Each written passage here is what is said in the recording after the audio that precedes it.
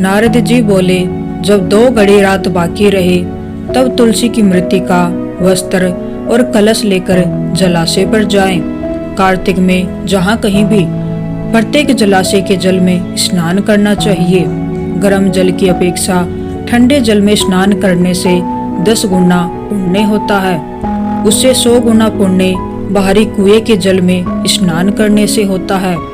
उससे अधिक पुण्य बावड़ी और उससे भी अधिक पुण्य पोखर में स्नान करने से होता है।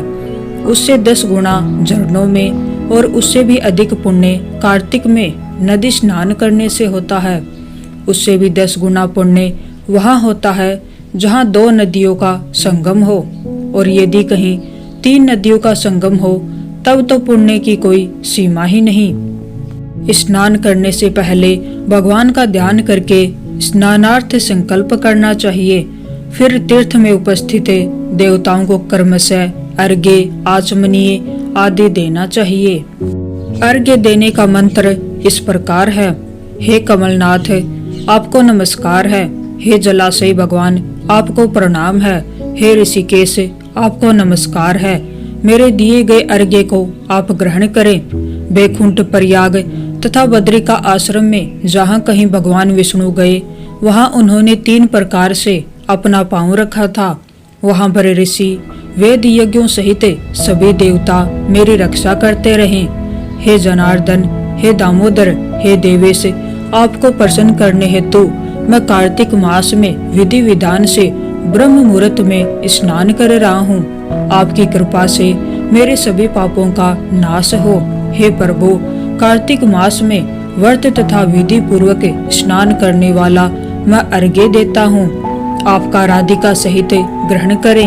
हे कृष्ण, हे बलशाली राक्षसों का संहार करने वाले भगवान, हे पापों का नाश करने वाले, कार्तिक मास में प्रतिदिन दिए हुए मेरे इस अर्घ्य द्वारा कार्तिक स्नान का व्रत करने वाला फल मुझे प्राप्त हो।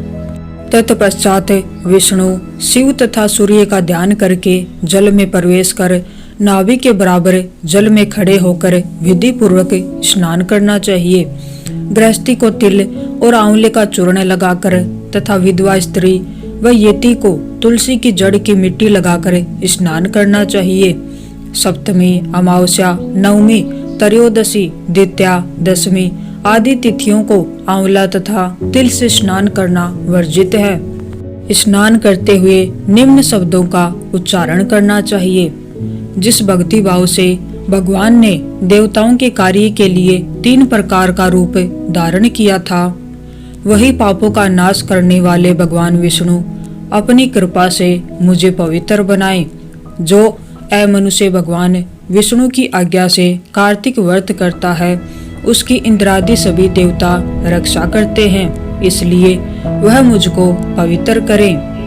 बीजों, रहस्यों तथा यज्ञों सहित वेदों के मंत्र कश्यप आदि ऋषि इंद्रादि देवता मुझे पवित्र करें।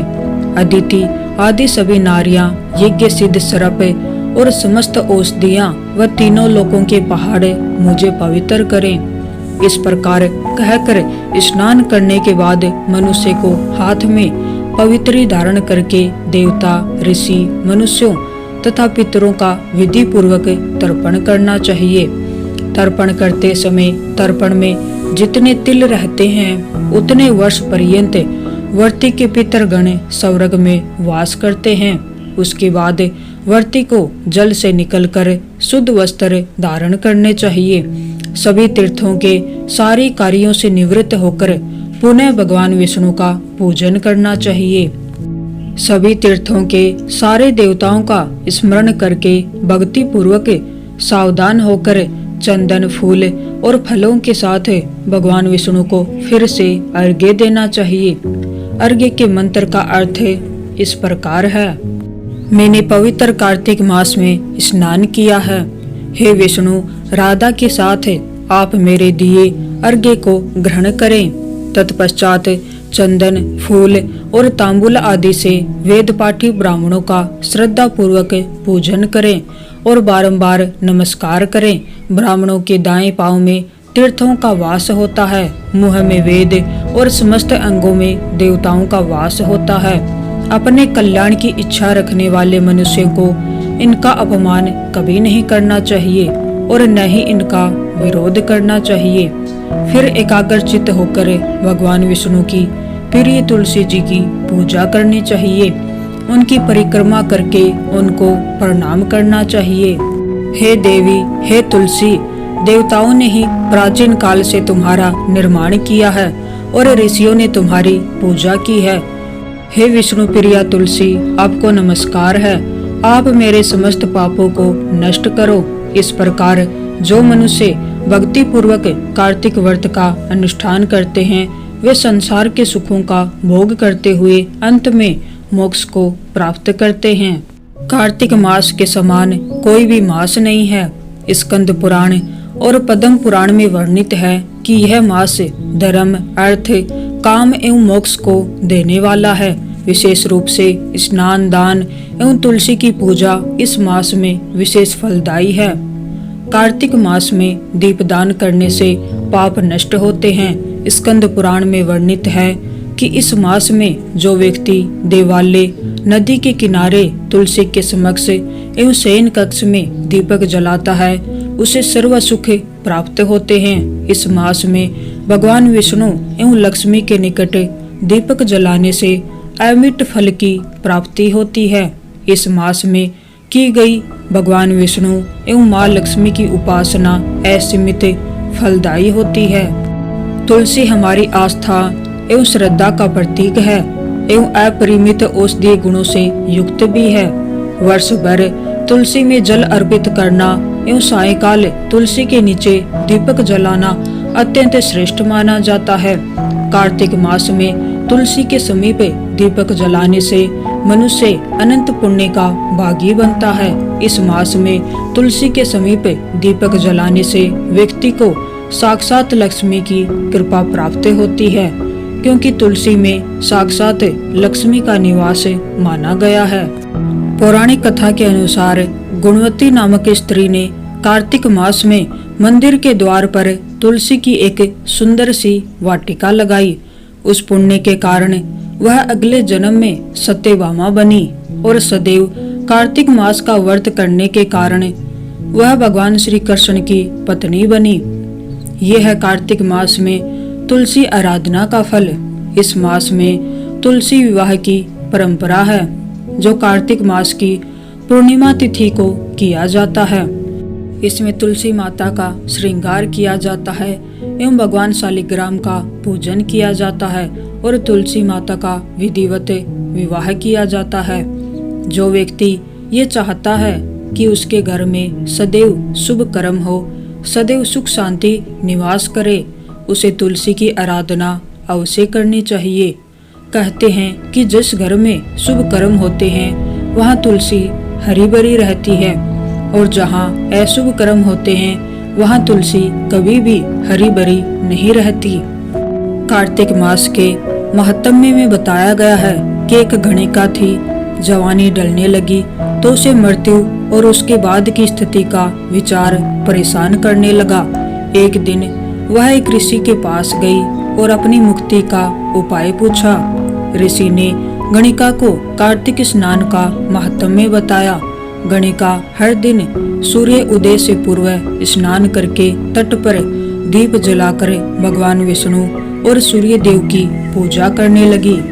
इस पुण्य के प्रभाव से बिना कष्ट के उसके प्राण निकल गए और दिव्य विमान में बैठकर वो वैकुंठ धाम को चली गई। कार्तिक मास की महिमा का वर्णन करते हुए एक कथा देवी रुक्मणी की भी है। पद्म पुराण के अनुसार पूर्व जन्म में रुक्मणी गंगा तट पर रहने वाली एक विधवा ब्राह्मणी थी। वह नियमित रूप से गंगा स्नान करके तुलसी जी की पूजा किया करती थी और भगवान विष्णु का ध्यान करती। कार्तिक मास की ठंड में एक दिन स्नान करके पूजा करने के क्रम में इनकी आत्मा को शरीर से मुक्ति मिल गई। इनकी आत्मा के पास पुण्य की इतनी पूंजी थी कि उन्हें देवी लक्ष्मी के समान स्थान प्राप्त हो गया। इसी पुण्य के प्रभाव से वह भगवान श्री कृष्ण की पटरानी बनी। कार्तिक महात्म्य का वर्णन करते हुए भगवान श्री कृष्ण ने सत्यभामा को बताया था कि वह पूर्व जन्म में भगवान विष्णु की पूजा किया करती थी। जीवन भर कार्तिक मास में सूर्य उदय से पूर्व स्नान करके वह तुलसी जी को दीप दिखाती थी। इस पुण्य से सत्यभामा श्री कृष्ण की पत्नी हुई। भगवान श्री कृष्ण ने बताया कि कार्तिक का महीना सभी महीनों में मुझे अति प्रिय है। जो भी व्यक्ति इस महीने में अन्न दान दीप दान करता है उस पर कुबेर महाराज कृपा करते हैं। शंखासुर नामक असुर ब्रह्मा जी से वेदों को चुरा कर भाग रहा था। वेद उनके हाथों से छूटकर समुद्र में प्रवेश कर गए। देवताओं की प्रार्थना से प्रसन्न होकर भगवान विष्णु ने कहा कि मैं मछली का रूप धारण करके अभी वेदों को लाता हूँ। उसी समय भगवान ने कहा कि अब से कार्तिक महीने में सभी वेदों के साथ मैं स्वयं जल में रहूंगा। इस महीने में नियमित स्नान पूजन करने वाले पर कुबेर भी कृपा करेंगे। जो धर्मात्मा व्यक्ति इस महीने में मेरी पूजा करेगा उसे यमलोक और स्वर्ग लोक नहीं सीधा वैकुंठ की प्राप्ति होगी और वह